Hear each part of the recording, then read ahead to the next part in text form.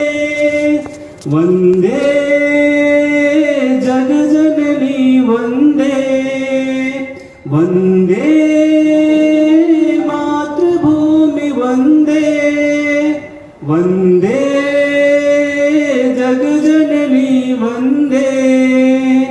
पूर्ण विजय संकल्प हमारा अनथक विरत साधना, निज दिन प्रतिपल चलती आई राष्ट्र धर्म आराधना।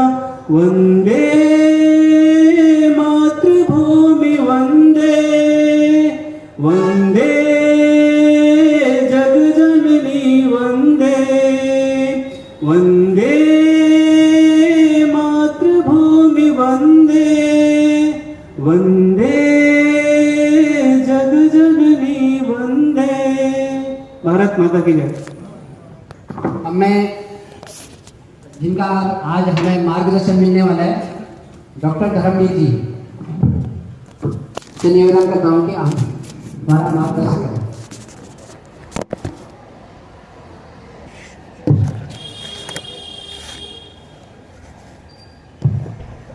धन सिंह जी, ये जो माता जी बैठी हैं जमीन पे, इनके लिए कुर्सी पे बैठा।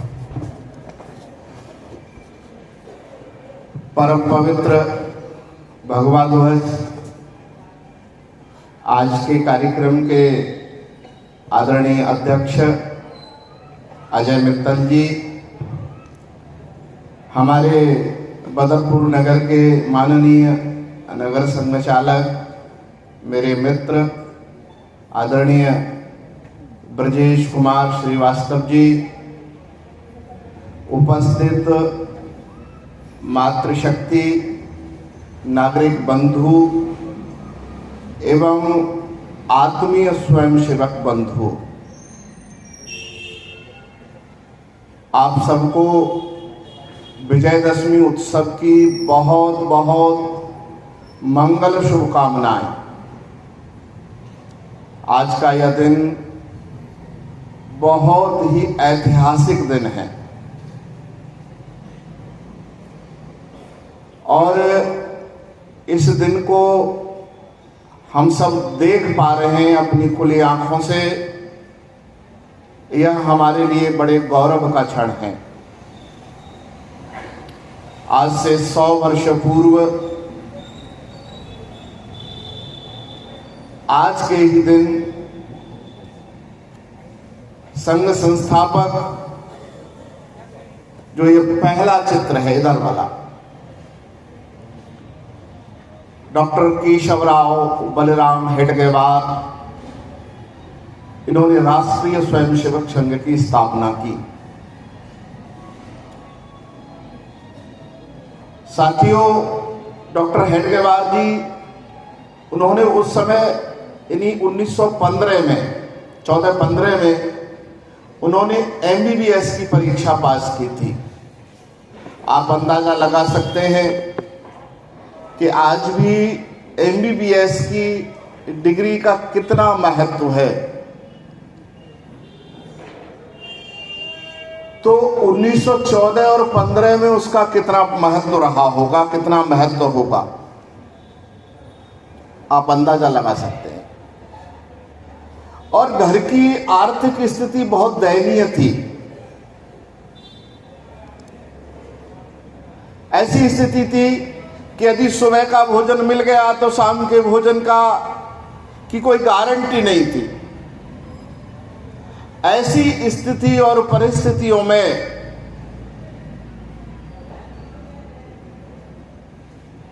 उन्होंने न केवल राष्ट्रीय स्वयंसेवक संघ की स्थापना की, बल्कि अपना संपूर्ण जीवन राष्ट्रीय स्वयंसेवक संघ के कार्य को यानी मां भारती की साधना को उन्होंने समर्पित कर दिया। जैसा हम सब जानते, देश पराधीन था, लोग अपने अपने तरीके से देश की स्वतंत्रता के लिए साधनारत थे, प्रयासरत थे। लेकिन डॉक्टर हेडगेवार जी उनका इस संबंध में अलग सोचना था। वो बार बार सोचते थे कि यह देश बार बार पराधीन क्यों होता है। यहां कभी शक आए, हूण आए, मुगल आए, अंग्रेज आए, यह देश बार बार पराधीन क्यों हो जाता है। क्या यहां पराक्रमी लोगों का अभाव है? क्या यह शिक्षा दीक्षा के विषय में कहीं कमजोर है तो भारत को दुनिया में विश्व गुरु के नाम से जाना जाता है? क्या भारत आर्थिक रूप से विपन्न है, आर्थिक रूप से कमजोर है? तो ध्यान में आता है कि भारत को सोने की चिड़िया कहा जाता है। तो समस्या क्या है? यह देश बार बार पराधीन क्यों होता है? और इस संबंध में उन्होंने एक नहीं तो अनेकों बंधुओं से संवाद किया, चर्चा की, और वह इस निष्कर्ष पर पहुंचे कि अपना देश कहीं जाति के नाम पर, कहीं भाषा के नाम पर, कहीं प्रांत के नाम पर, कहीं क्षेत्र के नाम पर, कहीं गरीबी अमीरी के नाम पर हम आपस में बटे हुए हैं। जब तक यह भेद समाप्त नहीं होगा, मेरे हाथ में यह 5 उंगली हैं, इन एक एक उंगली को आप तोड़े और मरोड़ सकते हैं, लेकिन जब यह उंगली मुट्ठा बन जाती है, जब यह उंगलियां एक साम्य में आ जाती हैं, एकता में आ जाती हैं, तो ये मुट्ठा बन जाता है और फिर ये अपनी भी रक्षा कर सकता है, समाज की भी रक्षा कर सकता है और राष्ट्र की भी रक्षा कर सकता है। तो जब तक देश के अंदर जो देश की बीमारी है, जो देश की समस्या है, जब तक इसका स्थायी समाधान नहीं होगा,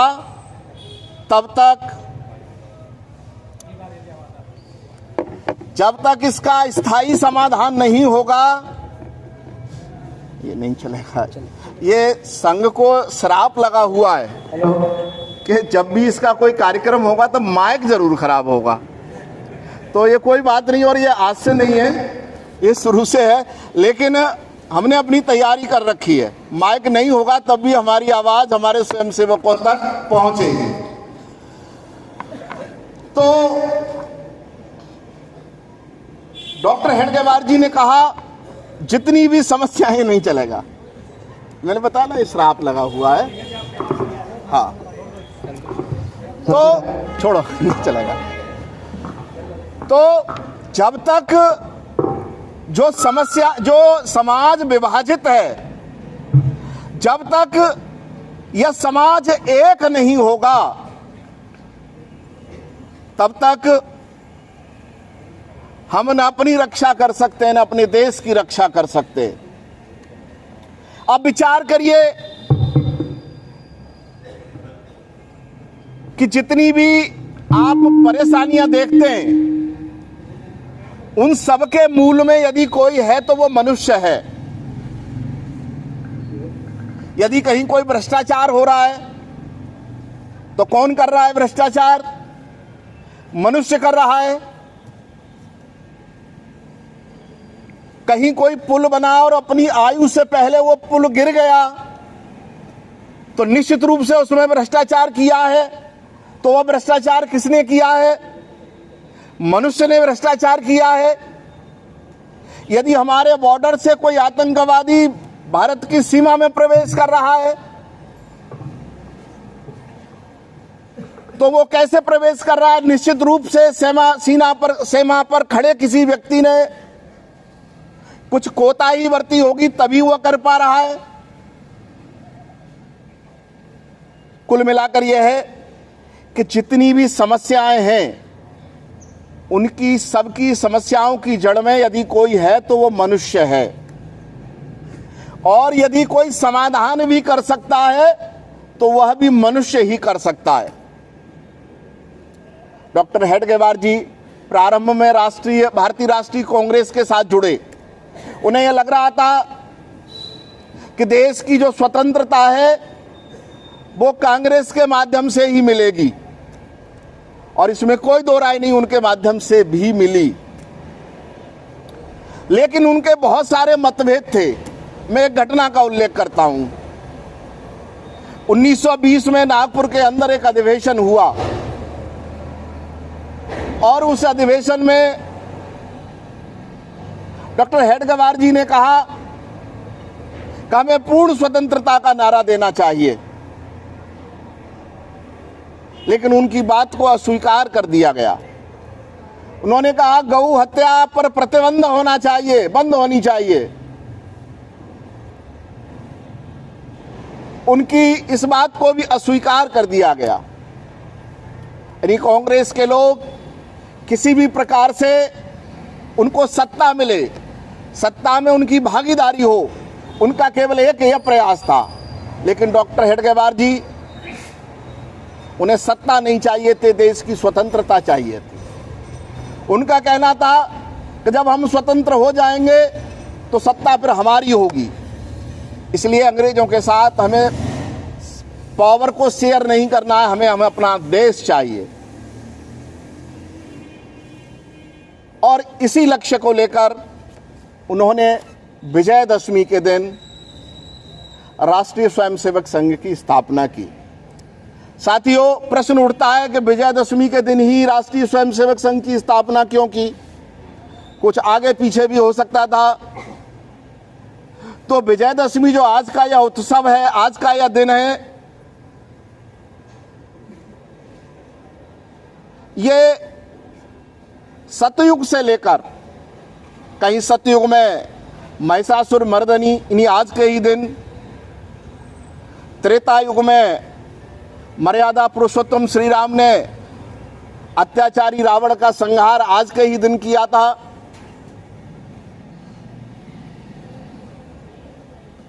द्वापर युग में आज के ही दिन पांडवों ने शस्त्र पूजन किया था, जो अभी शस्त्र पूजन किया है हम लोगों ने। आप लोग भी सब जब अपने घर पहुंचेंगे, अपने घर पे भी जाके शस्त्र पूजन करेंगे, करते ही है। और उन्होंने शस्त्र पूजन करके, शक्ति का पूजन करके, और वो धर्म और अधर्म के युद्ध में उतरे। और हम सबको जानकारी है कि पांडवों ने अधर्म के प्रति कौरवों को आज के दिन नहीं तो आज के दिन से ही प्रारंभ करके और उनको पराजित किया। और इसी प्रकार से आज ही के दिन राष्ट्रीय स्वयंसेवक संघ की स्थापना हुई। जैसा मैं आपको बता रहा था कि जब डॉक्टर हेडगेवार जी ने अपने मित्रों के साथ चर्चा प्रारंभ की कि आखिर देश को स्वाधीन कैसे किया जा सकता है, तो जब तक आप समस्याओं का मूल्यांकन नहीं करेंगे तब तक आप समाधान नहीं कर सकते। तो उन्होंने कुछ 3-4 समस्याएं उन्होंने अपने आप में महसूस की कि जब तक इनका समाधान नहीं होगा तब तक यह देश स्वाधीन होकर भी स्वाधीन नहीं रह पाएगा। जिसमें पहला बिंदु था आत्मविस्मृत समाज, यानी जो समाज अपने गौरव को भूल जाता है वो बहुत दिनों तक स्वाधीन नहीं रह सकता है। दूसरा बिंदु था सामाजिक समरसता का भाव। जब तक समाज में सामाजिक समरसता नहीं आएगी तब तक समाज एक नहीं रह सकता। तीसरा बिंदु था आत्म केंद्रित समाज, केवल अपने विषय में ही सोचना। जब तक यह बुराई दूर नहीं होगी तब तक अपना देश स्थायी स्वाधीन नहीं रह सकता। चौथा बिंदु था सामूहिक अनुशासन का भाव। जब तक सब लोग अनुशासन में नहीं होंगे तब तक इस देश को स्वाधीन नहीं किया जा सकता है। और शत्रु और मित्र के विवेक का भाव, इन्हीं ये जो 5 बातें हैं जब तक ठीक नहीं होंगी तब तक यह देश स्वतंत्र होकर भी भविष्य में स्वतंत्र नहीं रह पाएगा। आत्मविस्मृत समाज अर्थात अपने गौरव को भूल जाना। जैसा मैंने अभी आपको बताया जब सारी दुनिया में स्कूलों की कल्पना नहीं थी, हमारे यहां तब भी विशाल विश्वविद्यालय थे। विक्रमशिला विश्वविद्यालय, तक्षशिला विश्वविद्यालय, नालंदा विश्वविद्यालय, और किस प्रकार से इन विश्वविद्यालयों को तोड़ा गया, मिटाया गया, मैं इसकी चर्चा आपसे यहां नहीं कर रहा हूं। अपने यहां अनेकों पराक्रमी लोगों ने जन्म लिया।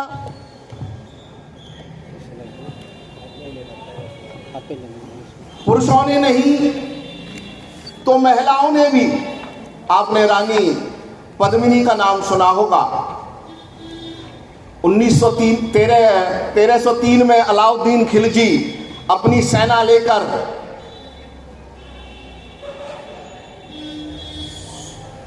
वो वहां पहुंच जाता है और राणा रतन सिंह को किसी प्रकार से वो कैद कर लेता है।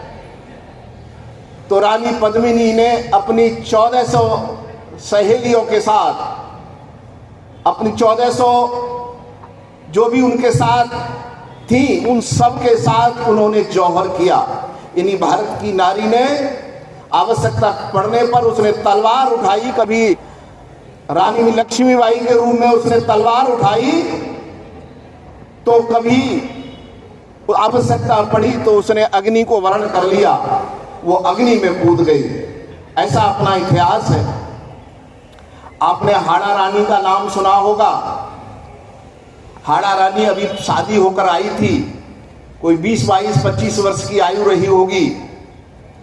उनके पति सेना नायक थे। सूचना मिली कि किसी आताताई ने उनके क्षेत्र पर कब्जा कर लिया है।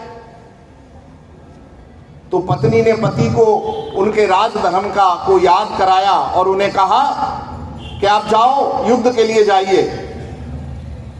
हाड़ा रानी का पति युद्ध के लिए जा रहा है। अभी भी शादी हुई थी, पत्नी की उन्हें याद आ रही थी और उन्होंने अपने अंगरक्षक को कहा कि रानी के पास जाओ और उनसे कहो कि अपना कुछ चिन्ह दे दें, अपना कुछ स्मृति चिन्ह दे दें। उसने आकर रानी को कहा कि राजा ने कुछ स्मृति चिन्ह मांगा है। साथियों, दुनिया के इतिहास में आपने ऐसी कोई घटना सुनी नहीं होगी। हाड़ा रानी ने अपने शीश को काटकर और उस व्यक्ति को दे दिया जो उनसे स्मृति लेने के लिए आए थे। इन्हीं में आपको बता रहा हूं कि कितना पराक्रमी देश। आप पुरुषों को तो छोड़िए, मैं कहीं पढ़ रहा था, एक चेतक का नाम आपने सुना होगा, वो कविता भी आपने सुनी होगी। रणवीर चौकड़ी भर भर कर चेतक बन गया, निराला था, राणा प्रताप के घोड़े से पड़ गया, हवा का पाला था। इन्हीं मनुष्य और महिलाएं तो छोड़िए, इन्हीं चेतक ने जब तक उसने महाराणा प्रताप को सुरक्षित नहीं कर दिया, तब तक उसने अपने प्राण नहीं त्यागे। इन्हीं ऐसी गौरवशाली भूमि है। तो यहाँ पुरुष और महिला छोड़िए, इन्हीं पशु भी जब पराक्रम करने पर आते हैं तो वो जब तक अपने प्राण नहीं छोड़ते, जब तक उस पराक्रम को पूरा नहीं कर लेते। मैं कहीं पढ़ रहा था, महाराणा प्रताप के यहाँ एक हाथी था और उस एक हाथी में अनेकों हाथियों का बल था। उस हाथी का नाम था राम प्रसाद। हाथी का नाम राम प्रसाद था। अकबर किसी प्रकार से उस हाथी को लेना चाहता था, किसी प्रकार से यह हाथी मुझे मिले। उसने महाराणा प्रताप के पास कई बार संदेश भेजे कि वो हाथी मुझे चाहिए, लेकिन महाराणा प्रताप तो महाराणा प्रताप थे, वो हाथी कैसे देते। लेकिन जब हल्दी घाटी में युद्ध हुआ तो अकबर के कोई 15-20 पीलवानों ने किसी प्रकार से उस हाथी पर कब्जा किया, उसे अपने नियंत्रण में लिया। जब उस हाथी को लेकर अकबर के पास लाया जा रहा था, उस हाथी को बहुत कुछ खिलाया पिलाया गया, लेकिन उस हाथी ने कुछ भी खाना पीना स्वीकार नहीं किया और अपनी जान दे दी। इन्हीं में आपको यही बता रहा था कि ये भूमि ही ऐसी है, लेकिन एक कालखंड ऐसा रहा, एक समय ऐसा रहा जब हमने इसको विस्मृत कर दिया। अर्थात जो समाज अपने अच्छे इतिहास को, अच्छे या बुरे इतिहास को भूल जाता है, वो समाज बहुत अधिक दिनों तक स्वतंत्र नहीं रहता। दूसरा बिंदु था सामाजिक समरसता का अभाव। एक समय ऐसा नहीं था कि हमारे सामाजिक समरसता अपने बीच में नहीं थी, अपने यहाँ हमेशा सामाजिक समरसता थी, लेकिन बीच का ये 300, 400, 500 वर्षों का कालखंड, गुलामी का कालखंड, ये कालखंड ऐसा रहा था। इस कालखंड में कुछ ऐसी स्थितियां हुई कि ये जो सामाजिक समरसता का ताना बाना था वह टूटा। क्या कोई व्यक्ति भगवान के यहाँ अप्लाई करता है कि मुझे इस जाति में जन्म दे दो? मनुष्य मनुष्य से कोई छोटा और बड़ा कैसे हो सकता है? कोई भी मनुष्य अछूत कैसे हो सकता है?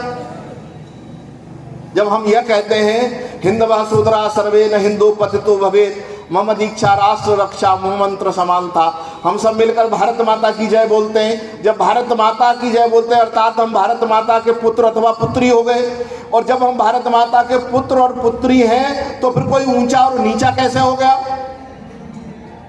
अर्थात ये जाति के नाम पर जो भेदभाव अपने बीच में किए गए, ये निश्चित रूप से दासता के कारण जो आक्रांता यहाँ आए, उन आक्रांताओं ने हमें तोड़ने के लिए, हमें बांटने के लिए उन्होंने इस प्रकार के कुचक्र चले, और उन सब कुचक्रों का परिणाम है कि एक समय में समाज बटा। और डॉक्टर हेडगेवार जी ने इसी संकल्प को लेकर कि जो सामाजिक समरसता का अभाव है, हम उस सामाजिक समरसता के अभाव को दूर करेंगे और सारा समाज एक रहेगा। अभी कुछ दिन पहले पूर्व आपने कुंभ आप सब लोग गए थे, ऐसा बताते हैं कि 60-65 करोड़ संख्या वहाँ स्नान करने के लिए गई थी। जब हम गंगा में डुबकी लगा रहे थे, किसी ने किसी को पूछा था भैया तुम्हारी जाति क्या है? नहीं पूछा। हम एक घाट पर सारे लोग, हम किसी भी जाति के हैं, हम किसी संप्रदाय के, हम सारे लोग एक ही घाट पर डुबकी लगा रहे थे। कहां थी जातिवाद? नहीं था जातिवाद। और ये कुंभ का ऐसा ही था क्या कि इस बार ही लगा था? ये तो अनेकों वर्षों से कुंभ लग रहा है। अर्थात अपने यहाँ जाति भेद नहीं था। जैसा मैंने कहा कि जो बीच का कालखंड था, जिसको हम गुलामी का कालखंड कह सकते हैं, उन्होंने अपनी सत्ता बचाने के लिए, हिंदू समाज को तोड़ने के लिए इस प्रकार के भेद पैदा किए। भगवान राम जब रावण का वध करके अयोध्या में आते हैं और उनका राज तिलक होना था, तो उस राज तिलक में उनका जो सबसे नजदीकी मित्र था वह निषाद राज था।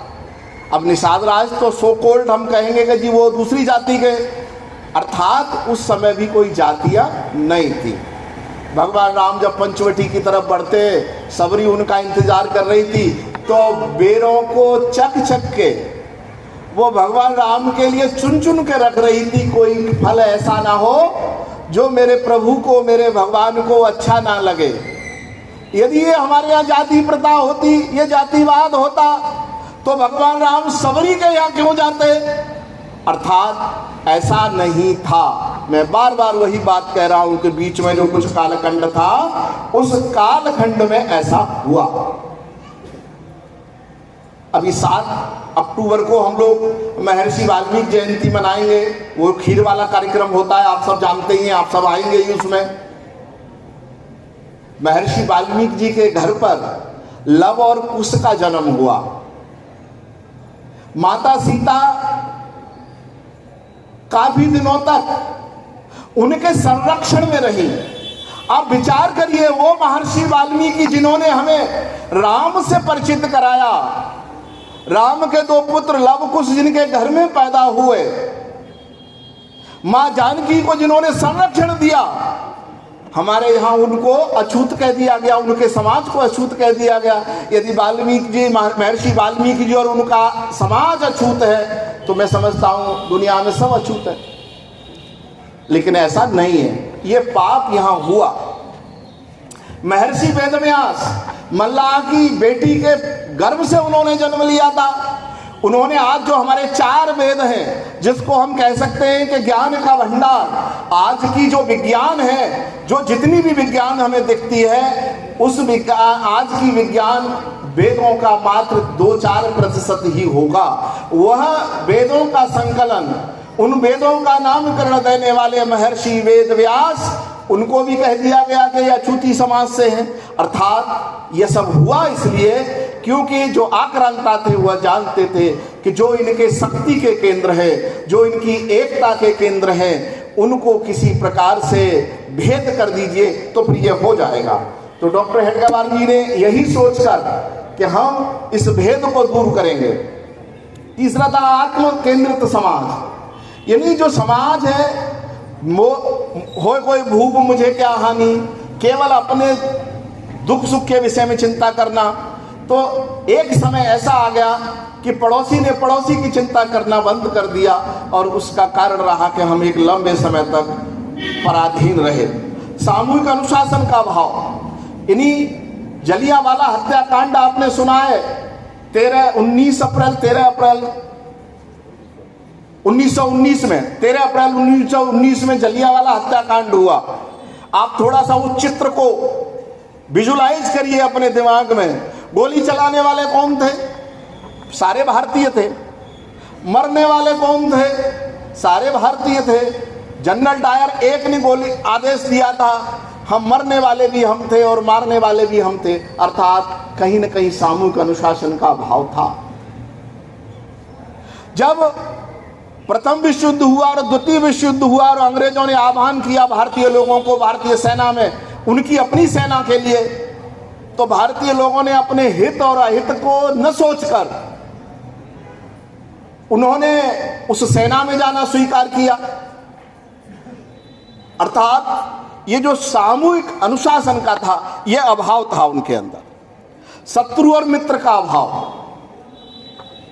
अब मुल्ला जी को तो हम सराटे लाके बिठा देते चारपाई पर, और जो हमारा भाई है, जो भारत माता की जय बोलता है, जो हमारे घर के कूड़े को उठाता है, उसको हमने कह दिया तुम अछूत हो।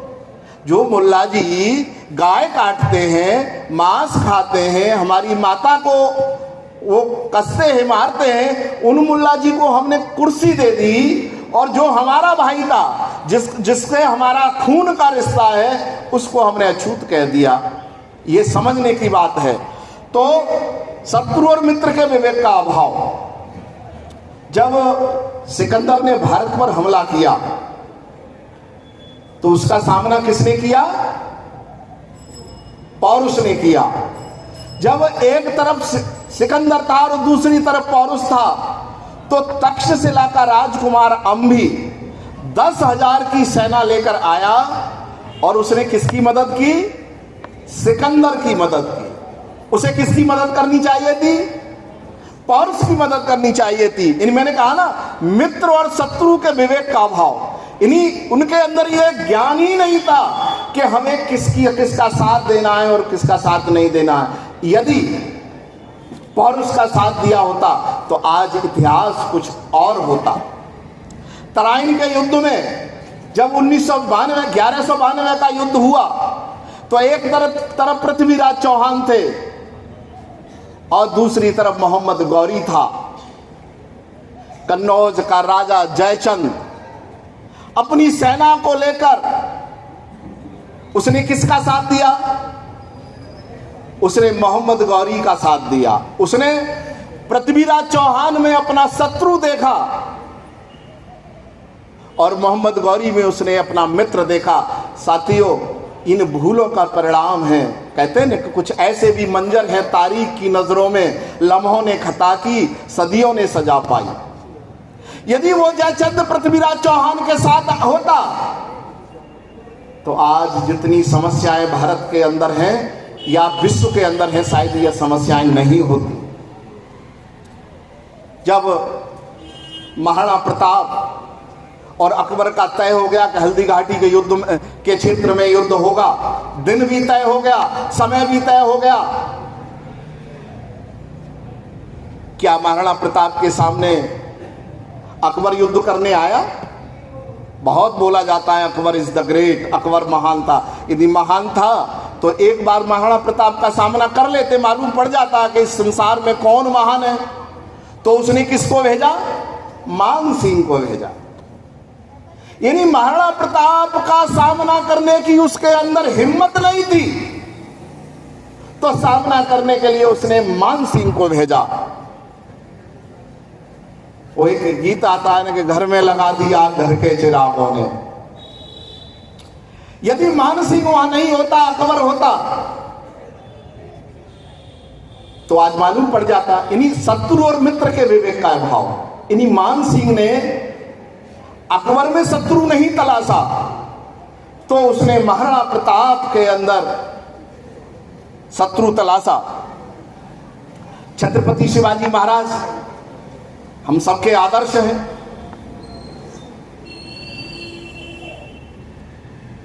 जब छत्रपति शिवाजी महाराज जितना भूभाग वो हार गए थे, उन्होंने सारा भूभाग जीत लिया। और जब औरंगजेब को यह लगने लगा कि अब छत्रपति शिवाजी महाराज को मैं नहीं पकड़ सकता, नहीं पराजित कर सकता, तो छत्रपति शिवाजी को पकड़ने के लिए, मारने के लिए किसको भेजा? जय सिंह को भेजा। यदि तुम्हारे अंदर ताकत थी, तुम भारत के सम्राट थे, तो एक बार सामना कर लेते। लेकिन सामना करने के लिए उन्होंने किसको भेजा? हिंदू का सामना करने के लिए हिंदू को भेजा। तो इस प्रकार से ये शत्रु और मित्र के का जो विवेक का अभाव है, और इस कारण से ये जो दिन हमने देखे, ये इस कारण से हमने देखे। डॉक्टर हेडगेवार जी ने सारा मूल्यांकन किया, और इस मूल्यांकन को करते हुए उन्होंने संघ की स्थापना की। और 1925 से लेकर आज तक जब हम विचार करें तो ये 4 फेस हैं। एक 1925 से लेकर 1940 का, ये जो 15 वर्ष का कार्यकाल था, राष्ट्रीय स्वयंसेवक संघ देश के हर शहर तक पहुंच गया, बड़े शहरों तक, देश के हर प्रांतों तक पहुंच गया। और इसी समय पर उन्होंने अपनी कार्य पद्धति का विकास हुआ। प्रार्थना, प्रतिज्ञा, आज्ञाएं, ऐसे अनेक कार्यों का विकास इसी समय हुआ। और 1936 में राष्ट्रीय सेविका समिति का भी गठन हुआ। लेकिन ये जो काल था 15 वर्ष का, इसको हम एक नाम देते हैं, और वो नाम है उपेक्षा का काल। यानी उस समय की जो शासन सत्ता थी उसने उपेक्षा की, तो इसको हम एक उपेक्षा का काल भी कहते हैं। और दूसरा जो कालखंड है 1940 से 1975 का कालखंड, इस समय में देश विभाजित भी हुआ। मैं समझ रहा हूँ आप गर्मी में हैं, लेकिन लहरों से डरकर नौका पार नहीं होती, और कोशिश करने वालों की कभी हार नहीं होती। ये दिन बार बार नहीं आता है। तो जो 1940 से 1975 का जो कालखंड था, इस कालखंड में देश का विभाजन हुआ। उस समय के सरसंघ चालक परम पूज्य गुरु जी ने स्वयं सेवकों को आदेश दिया, आज का जो पाकिस्तान है वहां से जब तक एक एक हिंदू नहीं आ जाता है, तब तक स्वयं सेवकों को पाकिस्तान का भूभाग नहीं छोड़ना है। और इसमें बहुत सारे स्वयं सेवकों का जीवन भी समाप्त हुआ, बहुत सारे स्वयं सेवकों का बलिदान हुआ, लेकिन एक एक हिंदू की उन्होंने वहां रक्षा की, सेवा की। 30 जनवरी 1948 को पूज्य गांधी जी का स्वर्गवास हो गया, उनकी हत्या हो गई। संघ कभी भी किसी की हत्या, हम तो कानून को मानने वाले लोग हैं, हम उसका समर्थन कर ही नहीं सकते। ठीक है, नाथूराम गौडसे की भी कुछ क्वेरीज थी, उनके भी कुछ प्रश्न थे, या विषय अलग है, लेकिन हत्या करने का किसी को कोई अधिकार नहीं है। और इस कारण से राष्ट्रीय स्वयंसेवक संघ पर यह कहकर प्रतिबंध लगा दिया कि नाथूराम गौडसे आरएसएस का व्यक्ति था, न्यायालय में इसकी परिवीक्षा हुई, देखा गया और सरकार को इज्जत के साथ गुरुजी को विदा करना पड़ा और उनको राष्ट्रीय स्वयंसेवक संघ से प्रतिबंध भी हटाना पड़ा। 1962 में चीन ने भारत पर हमला कर दिया। उसके बाद 1963 की परेड निकलनी थी तो सरकार इस स्थिति में नहीं थी, क्योंकि अभी अभी युद्ध हुआ है, कोई तैयारी नहीं है, परेड नहीं निकल सकती। बाद में ध्यान आया कि अपने देश के अंदर जो सर्वश्रेष्ठ है, जो अच्छा है, उसको परेड में बुलाना चाहिए। और उस समय की सरकार, नेहरू जी की सरकार, उन्होंने आदेश दिया कि राष्ट्रीय स्वयंसेवक संघ भी जो गणतंत्र दिवस की परेड होती है उसमें वो आए। और साथियों, 3500 स्वयंसेवकों ने उस परेड में भाग लिया। यानी जो नेहरू यह कहते थे कि मैं राष्ट्रीय स्वयंसेवक संघ को अपना ध्वज गाड़ने के लिए जमीन नहीं दूंगा, उन प्रधानमंत्री जी ने राष्ट्रीय स्वयंसेवक संघ के लोगों को गणतंत्र दिवस की परेड में आमंत्रित किया। 1965 का युद्ध हो गया, पाकिस्तान ने हमला कर दिया। सरकार ने कहा, क्योंकि सरकार अभी एक युद्ध लड़ी थी, 62 वाला, 65 का युद्ध फिर हो गया, तो राष्ट्रीय स्वयंसेवक संघ को कहा कि आप ये जो दिल्ली की लॉ एंड ऑर्डर है, जो दिल्ली का ट्रैफिक है, आप उसको संभालिए। तो 1965 में आप जैसे श्रेष्ठ स्वयंसेवकों ने वो भी काम किया। तो इस प्रकार से इमरजेंसी आई। 1975 में इमरजेंसी लगा दी श्रीमती इंदिरा गांधी ने, और उस समय पर भी संघ के स्वयंसेवकों ने बढ़ चढ़कर भाग लिया और 20 महीनों के अंदर वो जो सरकार थी उसको मजबूर कर दिया उस प्रतिबंध को वापस लेने के लिए। 1975 से 2000 तक का कालखंड, इसमें भगवान राम, अयोध्या का जो मंदिर था, भगवान राम का मंदिर, उसका आंदोलन का भी संकल्प लिया। हमारे जो विचार परिवार के संगठन है उन्होंने भी लिया। विशेष रूप से बीजेपी ने पालमपुर अधिवेशन में एक संकल्प लिया कि सौगंध राम की खाते हैं, हम मंदिर वहीं बनाएंगे। और कुल मिलाकर यह है कि 2000 तक एक ऐसा समय आ गया कि समाज भी हमारे ऊपर, अपने ऊपर विश्वास करने लगा और भरोसा करने लगा। 2000 से 2025 तक का ये कालखंड आप देख रहे हैं, भारत का भाग्य बदलता हुआ आप देख रहे हैं। और उसके लिए जो 1925 में आरएसएस के रूप में एक संगठन का जो बीजारोपण हुआ, उसी का परिणाम है कि आज हम अपने, न केवल अपने देश का बदलता हुआ वातावरण देख रहे हैं, बल्कि उसी के मूल में सारे विश्व का बदलता हुआ वातावरण हम देख रहे हैं। अपने शताब्दी वर्ष में 5 संकल्प लिए, मैं वो उनकी चर्चा करके अपनी बात समाप्त करूंगा। ये जो 5 संकल्प थे, और ये जो 5 संकल्प थे वो समाज के लिए थे कि समाज को कुछ संकल्प लेने की आवश्यकता है। जब तक हम वो संकल्प नहीं लेंगे तब तक हम जैसा भारत बनाना चाहते हैं वैसा नहीं बनेगा। जिसमें पहला है पर्यावरण। आज पर्यावरण ने हमारे जीवन के लिए, हमारे अस्तित्व के लिए संकट खड़ा कर दिया है। तो आज मिलकर सारे समाज को पर्यावरण के क्षेत्र में काम करने की आवश्यकता है। जब हम पर्यावरण के काम करने की बात करते हैं तो जल संरक्षण, कहते भी हैं जल है तो कल है, वृक्षारोपण, प्लास्टिक जो सिंगल यूज प्लास्टिक है उसका उपयोग न करना, थोड़ी सी आदतें बदलनी है हमें। बच्चे का जन्मदिन है, हम केक भी काटते हैं, दुनिया भर का काम करते हैं, क्या हम ऐसा नहीं कर सकते? मेरे बच्चे का जन्मदिन है तो मैं इस बच्चे के जन्मदिन पर एक पेड़ लगाऊंगा या लगाऊंगी। आखिर उस पेड़ से क्या मिलेगा? ऑक्सीजन मिलेगी, वो हमारे जीवन के लिए बहुत उपयोगी है। ऐसे ही कुटुंब प्रबोधन, आज परिवार में 4 लोग हैं, पूरे दिन 4 लोगों में बातचीत ही नहीं हो पाती है, सब अपने अपने मोबाइल पर लगे हुए हैं। तो क्या हम कुछ ऐसा तय कर सकते हैं कि सप्ताह में एक दिन हम सारे लोग एक साथ बैठ के भोजन करेंगे, हम सारे लोग बैठकर कोई भजन करेंगे, हम सारे दिन बैठकर, बच्चों को मालूम भी नहीं उसके दादाजी का क्या नाम था, तो एक दिन बैठकर हम बच्चों से चर्चा करेंगे, हम अपने परिवार का जो इतिहास है उसकी चर्चा करेंगे। तो ऐसा कुछ कुटुंब प्रबोधन का विषय है, उसको लेकर कुछ काम करने की आवश्यकता है। ऐसे ही स्वदेशी, जो भी वस्तुएं उपलब्ध हैं हम स्वदेशी वस्तुओं का इस्तेमाल करें। हमारे प्रधानमंत्री जी ने भी स्वदेशी का आग्रह किया है। ऐसे ही सामाजिक समरसता, इसकी मैंने पहले चर्चा की। नागरिक शिष्टाचार, यदि मुझे कुछ गलती हो गई और मेरा पैर किसी के लग गया तो मुझे सॉरी कहने में, मुझे क्षमा मांगने में क्या दिक्कत है। मैं नौकरी करता हूं, मुझे तनख्वाह मिलती है, तो जो ड्यू टैक्स है वो टैक्स में क्यों नहीं भरूं। मैं कहीं कोई सामान खरीदने जाता हूं, वो मुझसे बोलता है कि हम आपको कच्चा बिल दे देंगे, आपको टैक्स नहीं भरना पड़ेगा। नहीं, मैं पक्का बिल लूंगा और मैं टैक्स भरूंगा, क्योंकि इस टैक्स से ही तो आज आप देख रहे हैं कि अभी पाकिस्तान के साथ 2 दिन का युद्ध हुआ। 2 दिन का युद्ध हुआ और उस युद्ध का परिणाम आप देखते हैं, जो भारत ने तहस नहस कर दिया।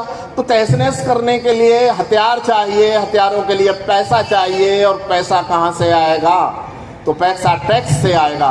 तो सभी नागरिक बंधु नागरिक शिष्टाचार उसको लेकर अपना टैक्स भरें। और इसी प्रकार से अभी 2 कार्यक्रम और आगे होने वाले हैं। एक होगा गृह संपर्क और दूसरा होगा हिंदू सम्मेलन। गृह संपर्क ये नवंबर दिसंबर में, यानी हम हर घर में जाने वाले हैं और हर घर में जाकर ये जितनी बातें यहाँ चर्चा में हुई हैं, यह सब बातचीत उनसे हम गृह संपर्क के रूप में करने वाले हैं। यह दुनिया का सबसे बड़ा गृह संपर्क होगा, तो इसको हम नवंबर दिसंबर में करेंगे। और दूसरा हिंदू सम्मेलन, जनवरी फरवरी में हर बस्ती में हिंदू सम्मेलन, यानी हिंदू समाज ही उनको ऑन करेगा। मंच पर हिंदू समाज होगा, सारे जाति मत पंथ संप्रदाय मंच पर होंगे और हम हर बस्ती में हिंदू सम्मेलन करेंगे। तो ऐसा ये सब करके हम ये सब काम करेंगे, तो ये आज का जो कार्यक्रम है यह सार्थक होगा, जन्म शताब्दी भी सार्थक होगी। और ये मेरा विश्वास है कि ये जो भविष्य का भारत है, ये जो आने वाला भारत है, उस भारत यानी मजबूत भारत, पराक्रमी भारत 1947 में जो डेवलप्ड कंट्री की बात हुई है, उसमें ये जो शताब्दी वर्ष है ये मील का पत्थर साबित होगी। ऐसी मेरा विश्वास है, ऐसा मेरा भरोसा है। ये सब जो एक्सरसाइज है इसके मूल में है संघ की शाखा। आप सब लोग तो शाखा में आते ही हैं, और दूसरे अपने मित्र बंधु अड़ोसी पड़ोसी सबका आह्वान करें कि वह संघ की शाखा में आए। संघ की शाखा देश की एकता की गारंटी है। संघ की शाखा सामाजिक समरसता की गारंटी है। संघ की शाखा पर्यावरण की गारंटी है। संघ की शाखा बेहतर भारत की गारंटी है। कई बार लगता है कि ये 4 6 10 5 लोग, ये 4 6 10 5 नहीं, इनके पीछे कोट कोट स्वयं सेवकों की शक्ति है। तो हम सब मिलकर इस यज्ञ को 24 घंटे में 23 घंटे अपनी नौकरी करिए, अपना काम करिए, 1 घंटा संघ कार्य को देकर ये देश के लिए बहुत बड़ा आप काम कर सकते हैं। एक बार पुनः आप सबको शताब्दी वर्ष की बहुत बहुत शुभकामनाएं और विजयदशमी उत्सव की भी बहुत बहुत शुभकामनाएं।